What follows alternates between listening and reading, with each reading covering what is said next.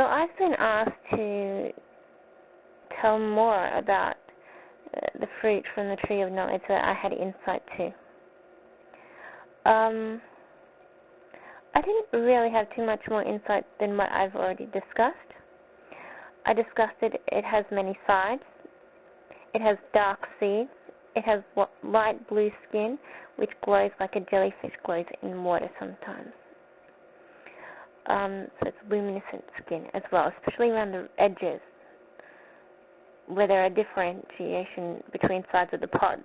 There's an edge on each side, especially around there. It's particularly luminescent. I didn't really have any insight to its magical properties. I only had insight to the fact that the seed itself could fall into the earth as it ripened. This made me bloom up an idea about ideology, and it could have led to discussion about if this the fruit from the tree of wisdom falls to the earth, is one able to eat it? That could be a question some people could have asked long ago, because they're not supposed to pick from the fruit from the tree of wisdom in order to consume it. But one could try to theologize. If the fruit fell to the earth, would they be allowed to eat it? Would they assent themselves to eat it because it's no longer on the tree itself? So that's something I bloomed up with that could have led to some sort of philosophical discussion or theological discussion. But I didn't actually come up with a riddle to exemplify this.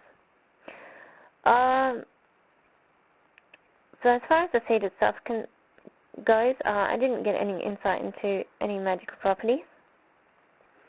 Only it had very dark seeds in comparison to its light blue skin. This could be an example of God's genetics, if God did make the tree.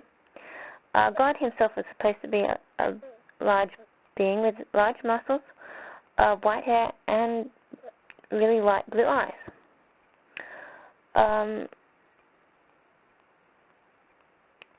And so with the dark seeds in the pod, it might exemplify that God can only make dark-eyed creatures or creatures with dark eyes, brown hair, and maybe brown skin. But particularly with the eyes are the insight to the soul, particularly dark eyes, like black or brown. This can be seen with what falls from the sky. As everyone knows, God is essentially seen amongst the clouds. He is considered a God who lives in the clouds. So when you see things like frogs or fish fall from the sky, you pick one up and you see that they have very dark eyes. This might be an example of God's genetics. You never know, God could have made these creatures from the vapors in the clouds, and they could have fallen to the earth as his newborn children.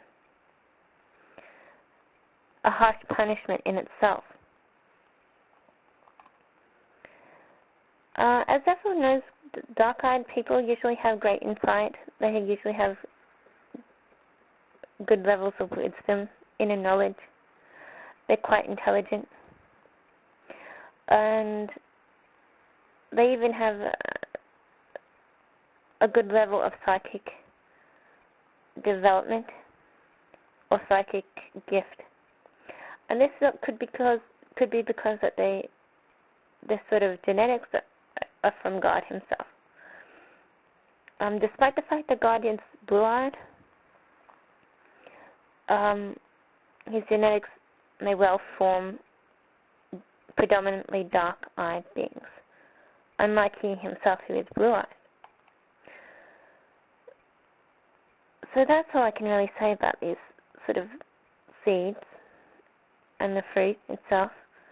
I don't have any other insights as to its magical properties or what would happen if a person picked one of these items from the tree and ate it.